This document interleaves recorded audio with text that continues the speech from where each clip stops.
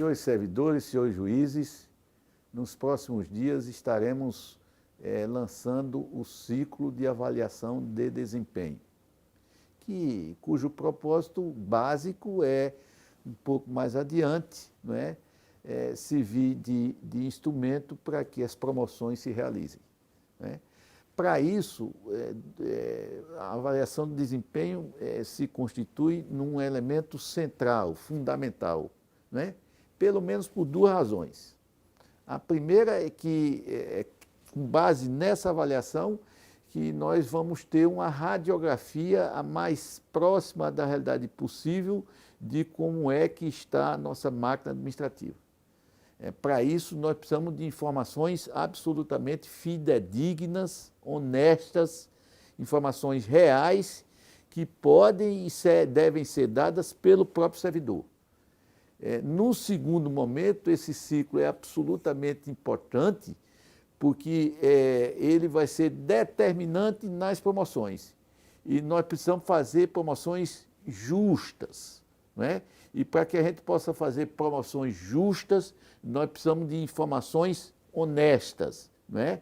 Que aí, e aí eu me dirijo especialmente para o juiz, né? O juiz tem uma responsabilidade enorme, não é? De avaliar e bem avaliar o servidor, evitando notas gratuitas ou notas que revelem alguma antipatia em relação ao servidor, não é? Então, é esse o chamamento que a gente faz, conclama a todo mundo para que todo mundo participe da avaliação e possamos fazer a melhor avaliação possível.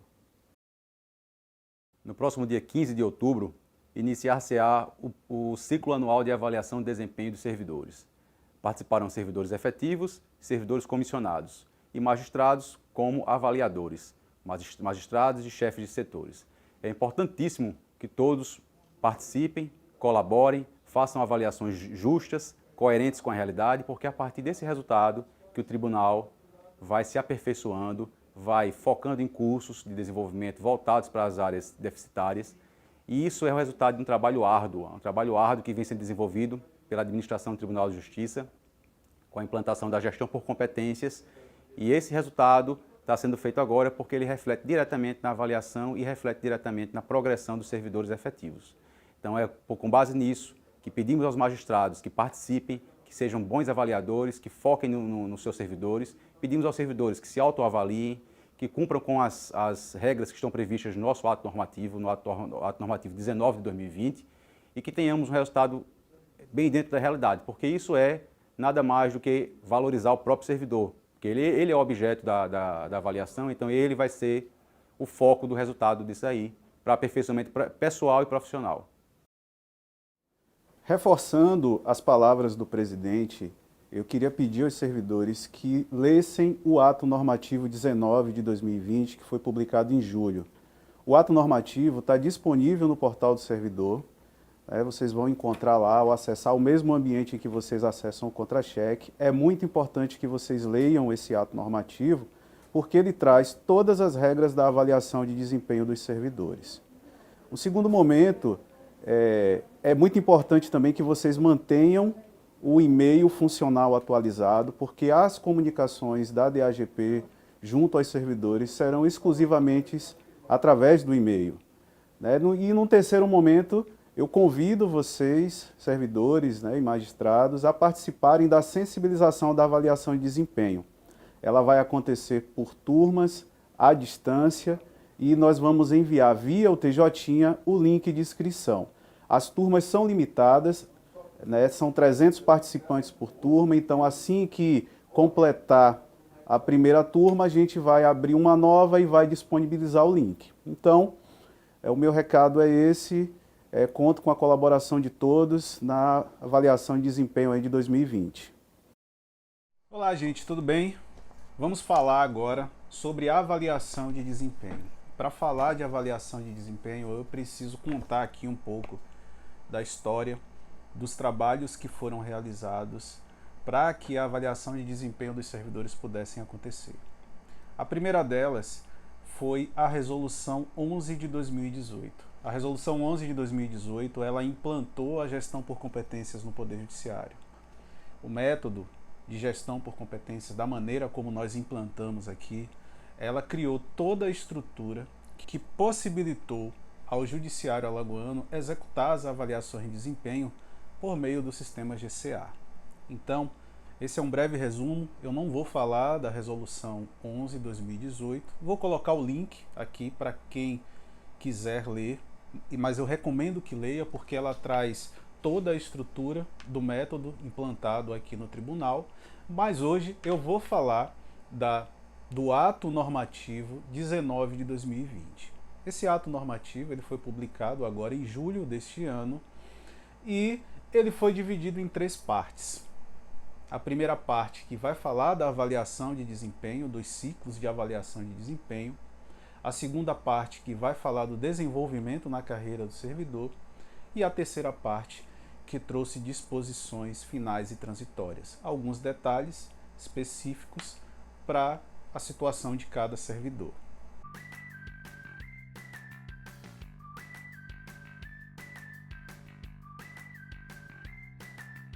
Eu vou ler o ato normativo todo e farei comentários que eu entendo serem os mais importantes. Então vamos lá. O ato normativo 19, de 17 de julho de 2020, dispõe acerca dos ciclos de avaliação de desempenho dos servidores efetivos, comissionados e requisitados, adidos, que se encontram em exercício no Poder Judiciário de Alagoas, bem como autoriza a abertura anual de processo administrativo visando o desenvolvimento funcional dos servidores efetivos ocupantes dos cargos de analista judiciário e técnico judiciário, em conformidade com os ditames previstos na Lei Estadual 7889 de 2017 e na Resolução 11/2018, adotando-se providências correlatas. Então percebam, o servidor ele possui o direito de evoluir. Acontece que para que ele possa fazer isso, é necessário uma autorização, e essa autorização ela é dada pelo ato normativo. Eu costumo comparar muito ao edital de promoção de magistrado, né? Em que o magistrado não é porque surgiu a vaga que ele já pode se candidatar. Ele precisa aguardar a publicação desse ato, dessa convocação, ele precisa do edital de promoção, né? Então o servidor não tem edital de promoção, mas tem o ato normativo e tem os períodos em que o servidor pode requerer o desenvolvimento funcional, quais requisitos ele precisa alcançar para que possa evoluir e quais os biênios, né? Qual é esse período de desenvolvimento na carreira. Mas como eu falei, a parte inicial vai falar da avaliação de desempenho. Vamos iniciar aqui com os considerando. Eu vou ler os considerando, porque os considerandos traz toda a base normativa que fundamenta a produção desse ato normativo. Ou seja, a Resolução 192 de 2014 do CNJ, a Resolução número 240 de 2016 do CNJ, a Resolução 246 de 2018, né? Todas elas trazem uma política nacional de aperfeiçoamento do Poder Judiciário. Os regramentos trazidos na Resolução 11 de 2018 do TJ, né? Essa Resolução 11 é a base desse ato normativo, que já foi construída com base nas resoluções do CNJ, considerando o relatório de entrega das últimas avaliações de desempenho, considerando a necessidade de garantir maior eficiência e transparência aos processos de avaliação de desempenho e do decorrente desenvolvimento na carreira inerente aos servidores do quadro efetivo do Poder Judiciário alagoano, e no bojo dos autos do processo administrativo SAI 2020-8514. Ou seja, tudo isso aqui foi um conjunto de trabalhos, de normas que foi estudado, pesquisado e foi transformado, foi utilizado para a construção desse ato normativo.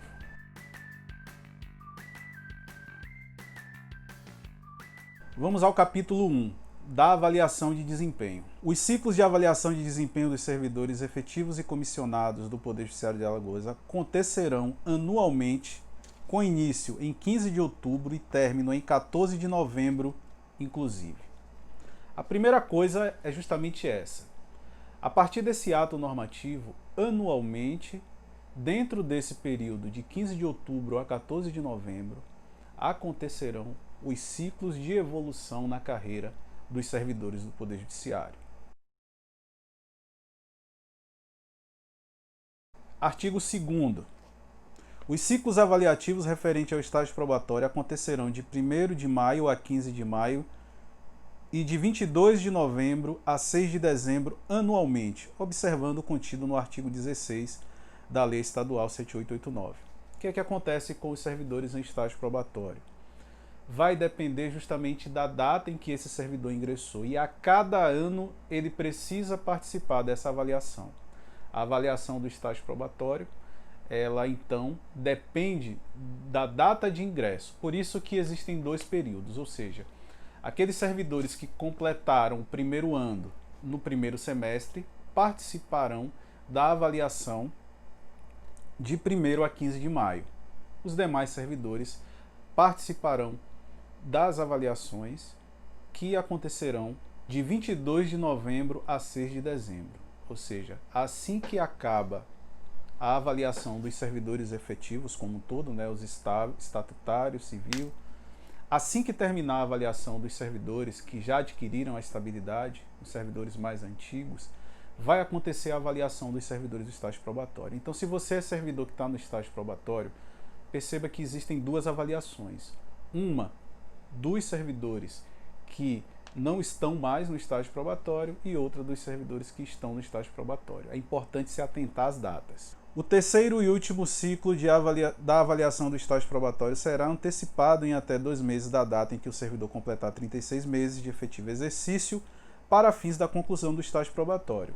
Nesse caso, quando tiver ali próximo do final, os servidores em estágio probatório, nós vamos antecipar essa avaliação justamente para que nós possamos analisar todos os requisitos, se o servidor alcançou tudo aquilo que a lei exige, para que a conclusão pela estabilidade aconteça no momento em que o servidor completar os 3 anos. Então, essa primeira parte, resumindo aqui, a primeira parte desse ato normativo fala justamente disso, dos ciclos de avaliação.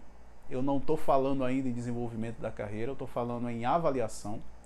Então, para os servidores efetivos acontecerão anualmente de 15 de outubro a 14 de novembro e os servidores em estágio probatório acontecerão em 2 momentos, um no primeiro semestre e outro no segundo semestre.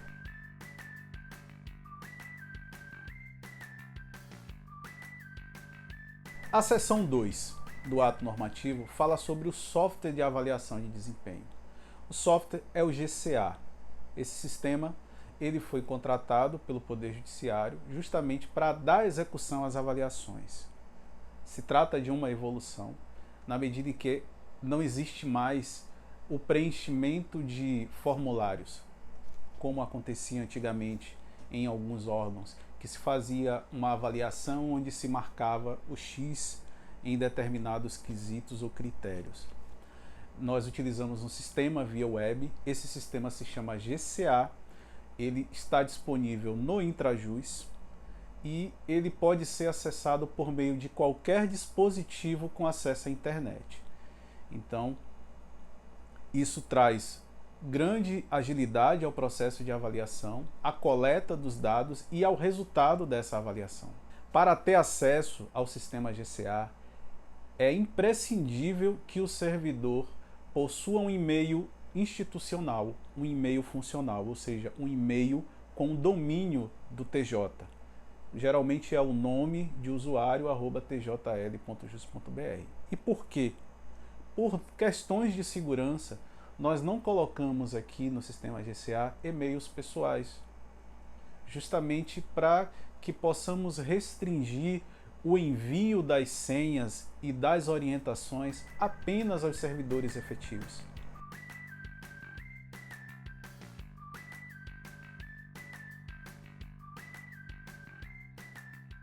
apenas aos servidores que estejam ativos. E falando em servidores efetivos, como eu estou falando aqui de avaliação de desempenho, essa avaliação ela se aplica a todos os servidores, tanto os servidores efetivos como os servidores comissionados ou servidores requisitados de outros órgãos que estejam em exercício no Tribunal de Justiça de Alagoas. Ou seja, a avaliação de desempenho ela é aplicada para todos os servidores, todos que de alguma maneira contribuem com a prestação do serviço do Poder Judiciário. Uma orientação também que esse ato normativo traz nessa sessão é justamente a necessidade de atualizar os dados no sistema GCA. Ao acessar o sistema GCA, é importante você acessar a opção Meus Dados, colocar uma foto e atualizar lá o que se pede. Por que a gente está pedindo isso desde o ato normativo anterior? Porque nós já estamos planejando a melhor forma de verificar os treinamentos que os servidores executam ou adquirem no Poder Judiciário, né? E aí a gente pede que vocês, no momento que forem concluindo esses treinamentos, carreguem esses certificados no GCA, porque ao longo do tempo já está sendo desenvolvido, nós vamos validar essa carga horária diretamente no sistema. Isso, no futuro, trará mais agilidade na análise de eventuais processos de desenvolvimento na carreira. Ou seja, você precisa atualizar no GCA os dados gerais e os cursos e certificações. Vamos agora à seção 3. A seção 3 ela é um pouco complexa porque ela envolve o método de cálculo. Eu não vou entrar aqui em detalhes, vou ler apenas alguns pontos que eu acho importante e vou tentar traduzi-los da melhor maneira para vocês. A avaliação de desempenho de que trata o presente instrumento será executada com base nos dados gerados pela Política de Gestão de Pessoas por Competências, em consonância com a metodologia de cálculo dos indicadores do nível de competência requeridas para cada posto de trabalho, da distribuição dos pesos e das relações de avaliações estabelecidas na Resolução 11 de 2018. O que acontece aqui?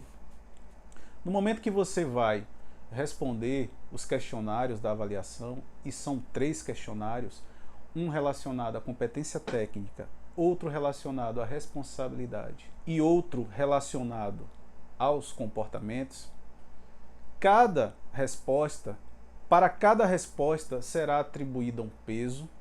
Esse peso é calculado com base no grau de importância daquela atividade ou daquele quesito que está sendo avaliado, e esse grau de importância ele é definido com base no posto de trabalho que o servidor ocupa. E o que é o posto de trabalho? O posto de trabalho não é o cargo. O cargo foi a forma de ingresso que o servidor utilizou para trabalhar no poder, seja ele por concurso ou seja ele por livre nomeação. Ou seja, ele ingressou no poder. Alguns cargos existem atividades específicas relacionadas ao cargo, outros não.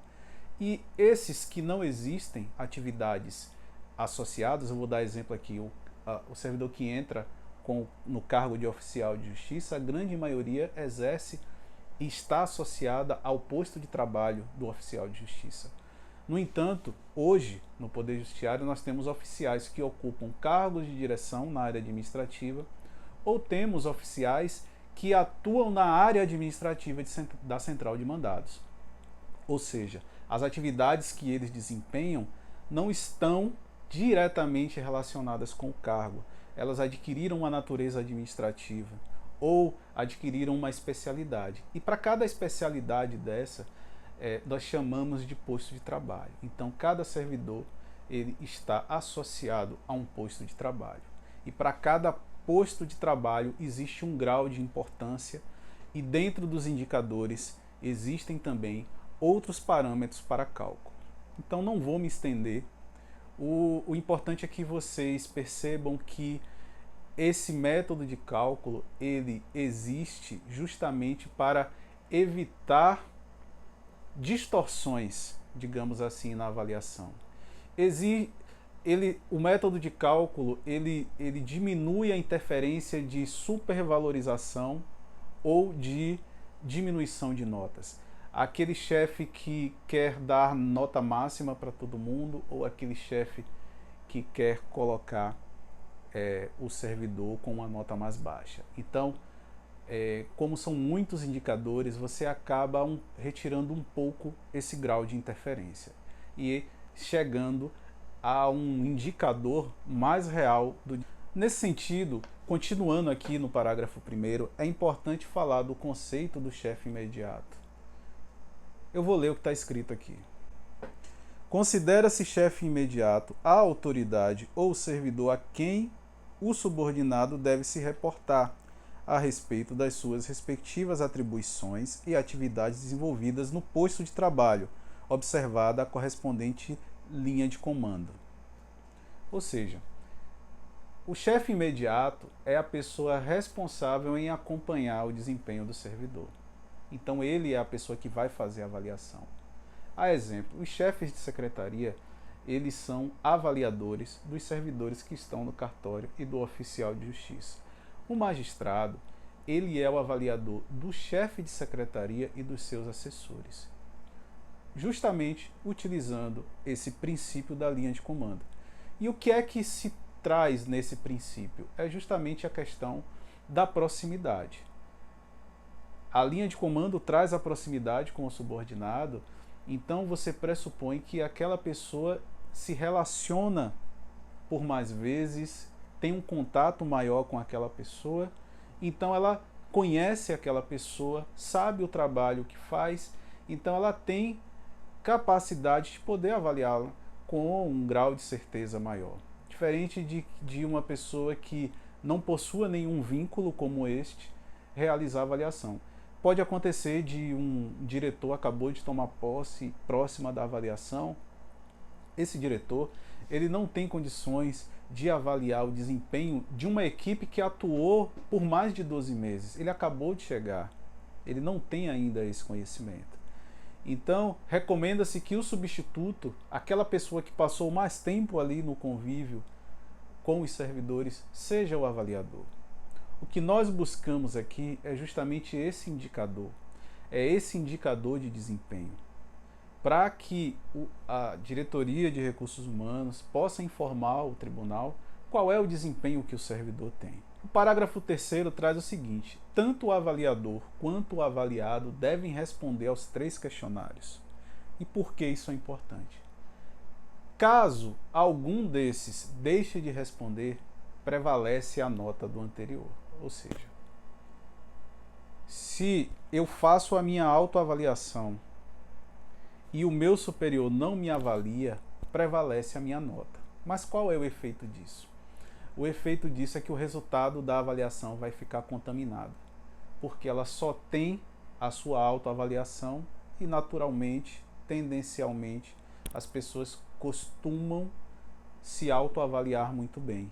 Mas muitas vezes não é da maneira que nós nos enxergamos, não é a mesma maneira em que o chefe nos observa.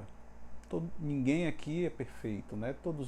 Todos nós possuímos falhas, alguns buscam a perfeição, outros se mantêm dentro de um nível aceitável de trabalho, e tudo isso é percebido, naturalmente percebido, por quem está acima ou por quem é responsável por aquele servidor ou por aquela equipe.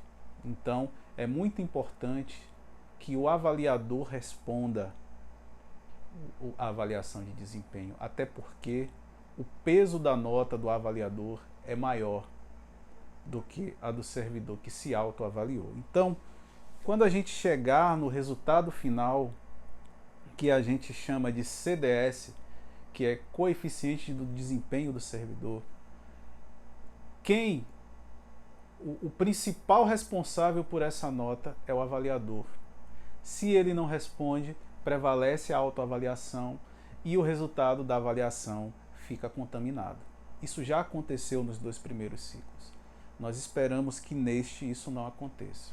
Que os chefes, que os superiores avaliem os seus servidores de uma maneira que retrate o desempenho daquilo que ele tem conhecimento para fazer, dos comportamentos que ele apresenta no local de trabalho e dos aprimoramentos que ele vai precisar adquirir ao longo do tempo para alcançar um nível que o Judiciário Alagoano espera.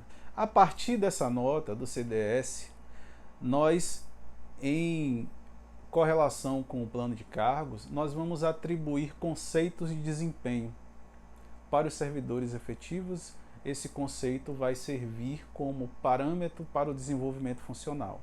Esses conceitos, eles variam de ruim, razoável, bom e muito bom. E o servidor, para evoluir na carreira, lembrando, estou falando aqui de avaliação de desempenho. Próxima parte eu vou falar do desenvolvimento da carreira.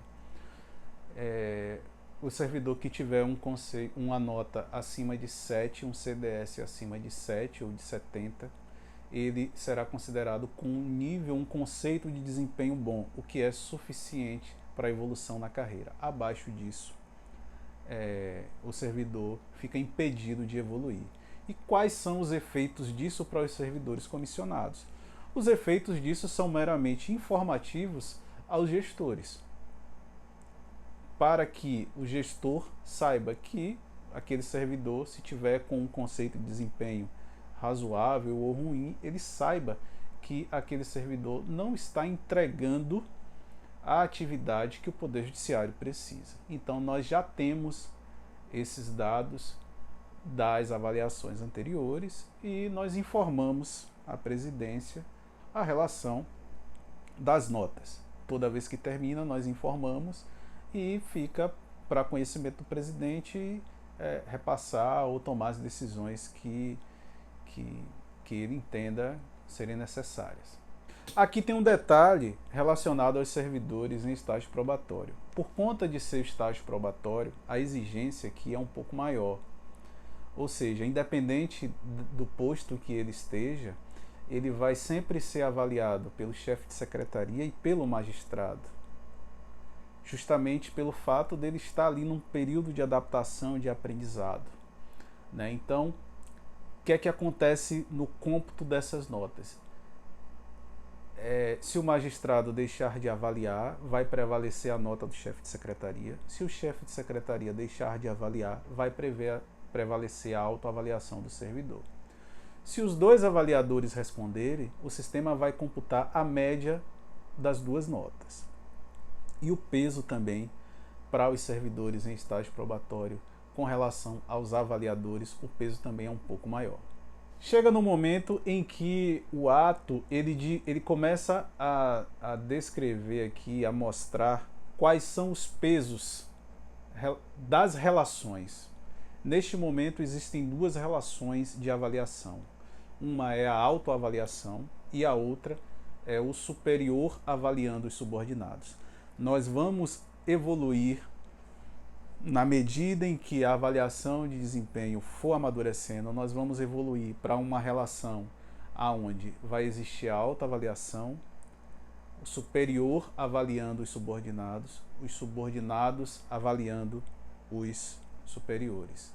E mais na frente, nós vamos evoluir para a avaliação chamada de 360, onde os próprios colegas, além dessas três relações, os pares, os próprios colegas que estão nos setores, um vai avaliar o desempenho do outro. Claro, cada relação dessa vai ter um peso no cômputo final da nota, sendo que o maior peso sempre será o do superior. Então, neste caso, o peso do avaliador é de 70% e o peso da autoavaliação é de 30%.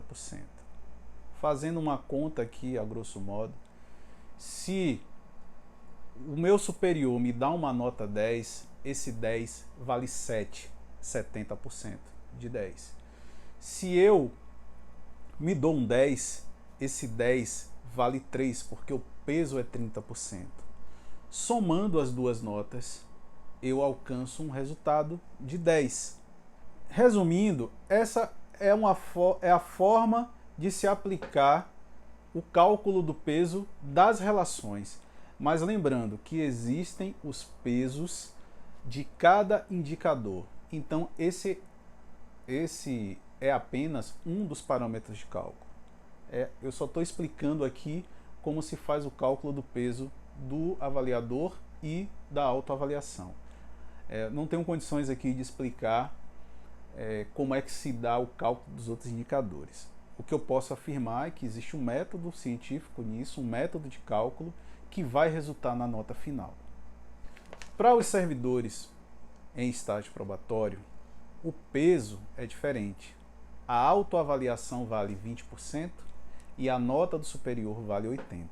O artigo 6º, ele traz os pesos das perspectivas. E o que são as perspectivas? São justamente os 3 questionários que precisam ser respondidos e que está buscando medir os conhecimentos, as habilidades e as atitudes dos servidores. Eu vou ler. Técnica. Conhecimentos e habilidades aplicadas pelo servidor em seu trabalho, com peso de 25%. Perspectiva comportamental. São as atitudes presentes no servidor em que expressam um conjunto de reações passíveis de observação em um indivíduo, com peso de 37,5%. Responsabilidades.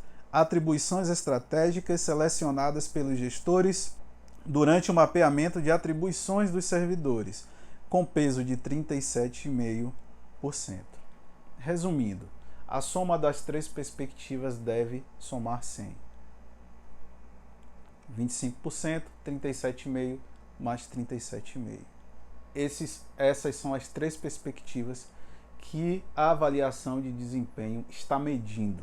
Cada servidor vai possuir um desempenho diferente em cada perspectiva.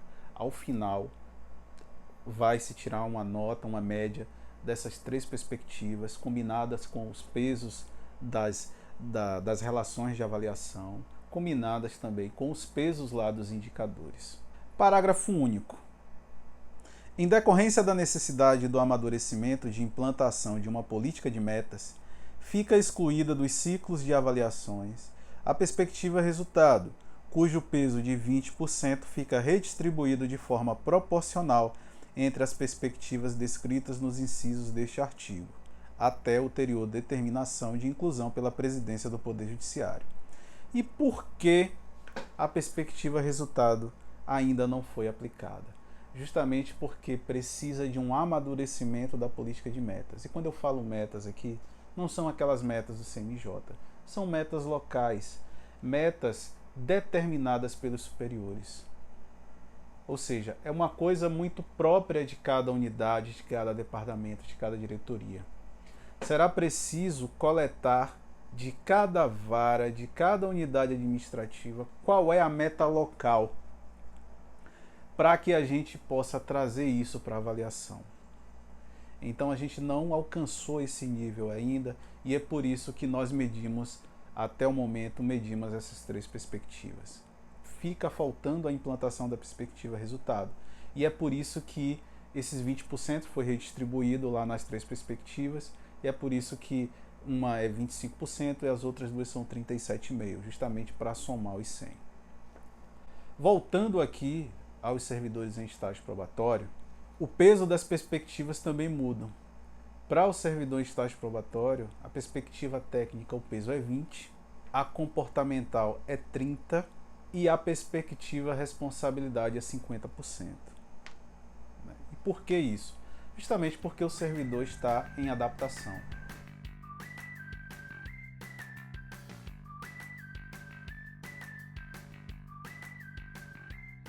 A perspectiva responsabilidade, ela traz as tarefas mais importantes que o servidor precisa executar no seu posto de trabalho.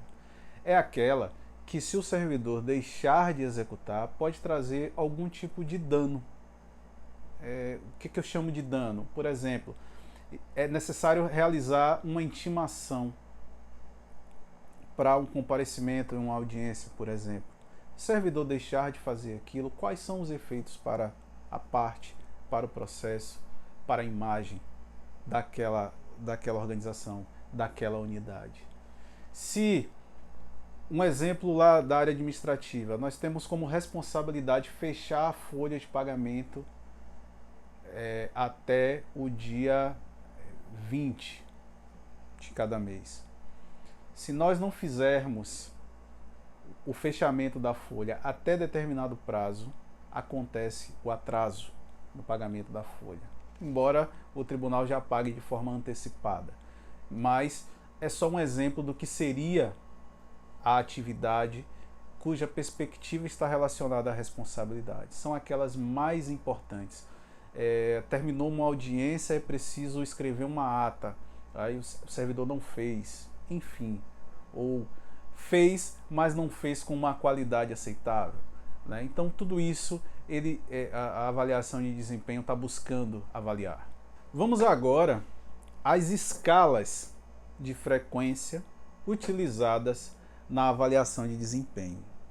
É um ponto também que gera muita dúvida, principalmente de quem não participou das etapas iniciais do mapeamento, de quem não participou dos ciclos anteriores, de entender o que significa cada opção que precisa ser marcada lá nos questionários. Porque para cada perspectiva tem uma escala diferente. E cada escala tem um significado diferente. Até porque um mede o conhecimento, que é a técnica, outro mede o comportamento e outro mede a responsabilidade. Então, para cada questionário existe uma escala diferente. E o ato normativo trouxe a explicação dessa escala, né? Eu vou ler aqui e vou, a cada ponto que eu for lendo, eu vou interpretá-las para você. Perspectiva técnica. Busca medir o nível de conhecimento que o servidor possui para que possa executar a sua atividade. Essa escala varia de 0 a 4. Onde 0, se você é avaliador e marcar a opção 0, o que é que significa essa opção? Que o servidor não possui o conhecimento básico necessário para executar a tarefa. Se você escolhe a nota 1, o servidor tem noções teóricas, tendo compreensão e informação sobre a área de conhecimento, porém não possui experiência prática para executar as atribuições exigidas para o correspondente posto de trabalho. Se você é avaliador ou se você na autoavaliação escolher a opção 2, o servidor aplica e utiliza os conhecimentos exigidos para o desempenho das atribuições no respectivo posto de trabalho. Ou seja, o servidor faz o que tem que fazer. O nível 2 passa a ser um nível aceitável. Passa a ser também um nível mediano. E aí nós temos a nota 3 e a nota 4. A nota 3. O servidor, além de atender às expectativas exigidas para o posto de trabalho, apresenta comportamentos proativos de modo a analisar, avaliar, questionar e propor melhorias no contexto das suas atribuições. Ou seja, é aquele servidor que já traz algum diferencial. Ele não está preocupado só em fazer o trabalho dele. Ele está preocupado em melhorar o trabalho. Ele sempre está pensando em uma maneira de fazer aquilo melhor, mais rápido, com eficiência. É importante que o gestor tenha esse olhar e consiga perceber a diferença entre os servidores que estão lá com o nível 2 na competência técnica, do nível 3 ou o nível 4. O servidor, além do desenvolvimento satisfatório das atribuições do posto de trabalho, possui o conhecimento sistêmico do funcionamento de toda a organização, demonstrando atitudes que objetivam contribuir e melhorar os resultados da unidade. Ou seja, nós possuímos aqui os níveis 2, 3 e 4, que são os níveis esperados pela administração. Mas é importante sinalizar os servidores que estejam lá no 0 e no 1, porque isso vai indicar gaps, lacunas de conhecimento. Esses servidores, ao serem avaliados dessa maneira, o objetivo não é trazer nenhum tipo de prejuízo, e sim nós utilizarmos essa nota para poder apontar necessidades de treinamento. né? Então, o intuito da avaliação aqui não é buscar a melhor nota ou a pior nota, é trazer um resultado que possa nos mostrar, ou pelo menos nos indicar, o nível de conhecimento do servidor. Essa perspectiva técnica, a escala vai de 0 a 4 e as esperadas pelo poder são a 2, 3 e 4. Né? Enfim, vamos agora para outra perspectiva.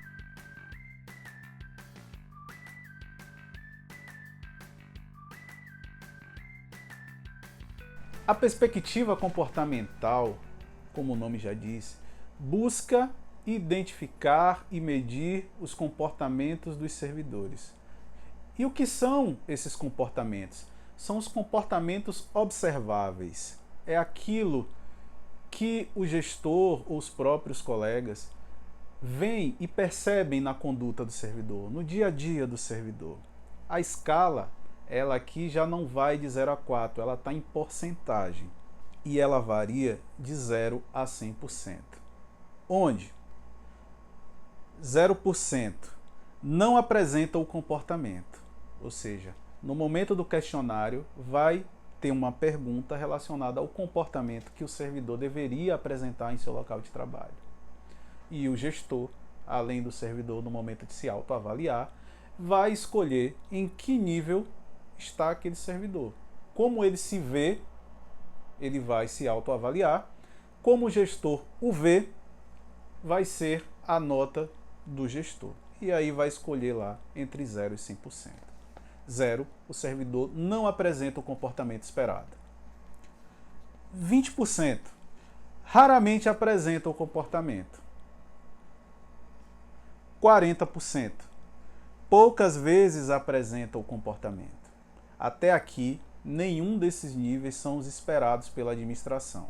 60%, com frequência, apresenta o comportamento esperado.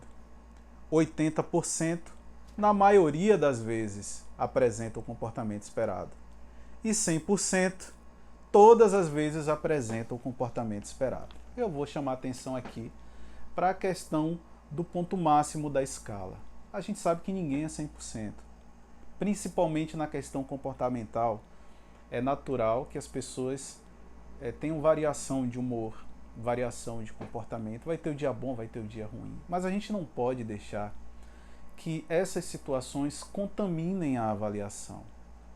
Então, é importante ter cuidado na hora dessa avaliação e tentar retratar o comportamento que o servidor apresenta de acordo com o número de vezes, como foi colocado aqui na escala. Já a perspectiva responsabilidade, ela é a perspectiva mais exigente. Eu vou explicar por quê. Vamos à escala. Vou ler aqui o que diz a perspectiva. Busca medir o nível de entrega das tarefas mais importantes a serem executadas pelo servidor, de modo que, se a atividade deixar de ser realizada, poderá comprometer o resultado esperado, causando de tal forma eventual dano ao jurisdicionado e, consequentemente, à imagem da unidade do próprio Poder Judiciário. Foi uma coisa que eu comentei aqui minutos atrás. A perspectiva responsabilidade é uma das mais importantes. Por quê? Porque ela traz aquela tarefa que o servidor não pode deixar de fazer. Mesmo assim, vejam a variação. Ela varia de 0 a 105%. Parece estranho o 105%, mas vamos lá. 0%. Não executou a tarefa, embora demandado pelo chefe imediato. Ou seja, vamos pensar num exemplo simples aqui. O superior pediu que o servidor redigisse um ofício para comunicar algo. O servidor não fez. Ou todas as vezes que o superior pede para ele fazer, ele nunca faz. Enfim, a opção que deve ser escolhida é justamente essa. A opção 0. Não executou a tarefa. A opção 30% diz o seguinte: executou a tarefa de modo insuficiente com evidências de erro. Ou seja, fez, mas não fez da maneira correta. Vamos pensar que o ofício era para ser dirigido a um órgão X, mas aí ele fez um copiou-colou de um ofício anterior e acabou que o endereçamento ficou para outro órgão. Ele deixou de fazer o ofício? Não. Mas ele fez errado. Então, 30% é uma opção que deve ser escolhida para casos como esse. Lembrando, gente, que eu estou trazendo aqui de forma lúdica exemplos de como o superior deve olhar para o servidor e como ele deve olhar para a avaliação no momento de registrar essa nota. 50%. Executou a tarefa de modo regular, porém com muitas evidências de melhoria a serem realizadas. Ou seja, fez o ofício, não teve ali erros significativos, mas sinaliza que algo precisa ser melhorado. Já está chegando aí em um nível mediano de responsabilidade. Mas como eu falei, responsabilidade, por ser uma tarefa importante ou a mais importante, não é aceitável 0, não é aceitável 30%, não é aceitável 50%, não é aceitável 80%. O ideal é que seja 100%. O ideal é que a responsabilidade seja cumprida. Que se houve a determinação, se houve aquela ordem para que se fizesse algum tipo de procedimento, produção de algum documento, movimentação no sistema, que seja, isso tem que ser feito. Não tem como fazer a metade. Ou se fizer, não tem como fazer de qualquer jeito. Então, o que é que a administração busca? É o servidor que tenha o 100%. O 100% significa que ele fez o que tinha que fazer. Mas antes do 100%, vamos a 80%. Existe a escala 80%. Executou a tarefa de modo bom.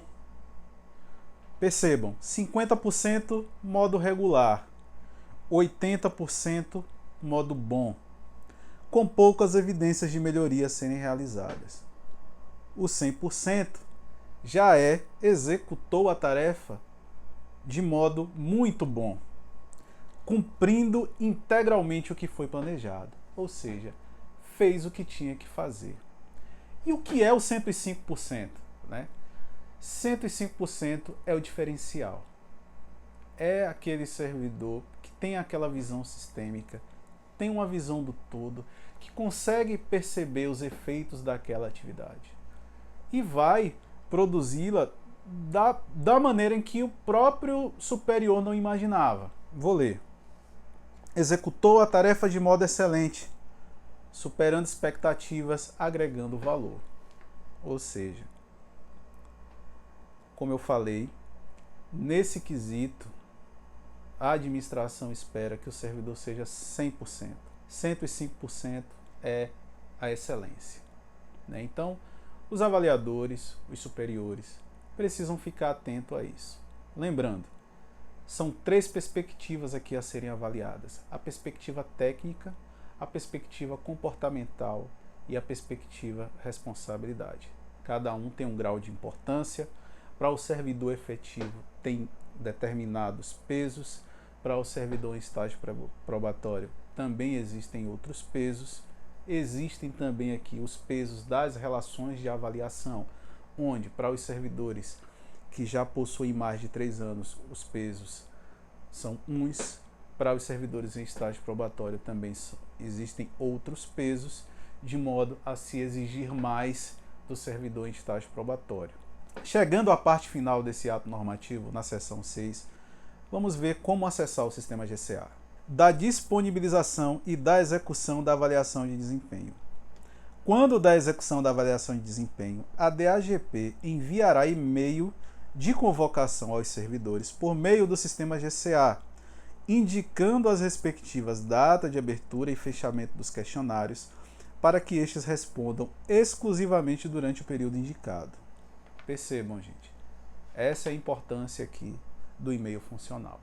A comunicação do sistema GCA, ela vai por e-mail e para o e-mail funcional do servidor. É por isso, como já foi dito aqui anteriormente, o servidor precisa atualizar esse e-mail Se ele não tiver o e-mail funcional, ele precisa pedir a DIAT para criar.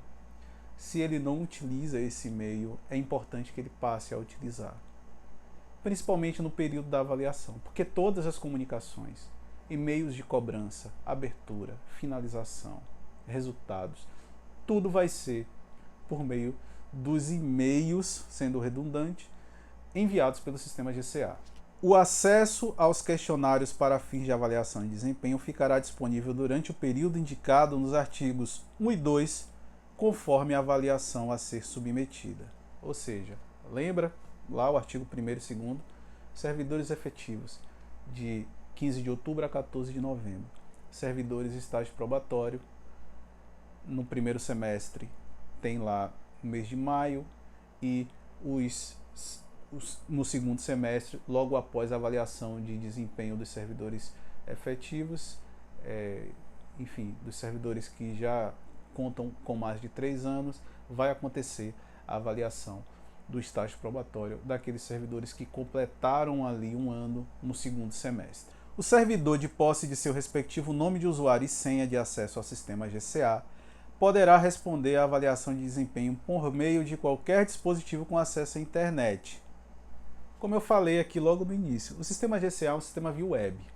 Basta que você possua qualquer dispositivo com acesso à internet.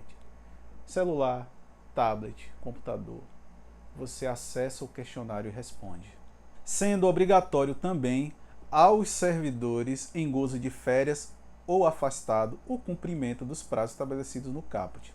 Existia muito questionamento se o servidor, se está de férias, se está afastado, se ele deveria responder ou não. É preciso que responda. Se ele não responder, por mais que esteja de férias, vai prevalecer a nota do avaliador. E se o avaliador, por algum motivo, deixar de responder, esse servidor vai ficar com a nota 0. E a nota 0 vai ficar com o conceito insuficiente. Isso pode ser prejudicial.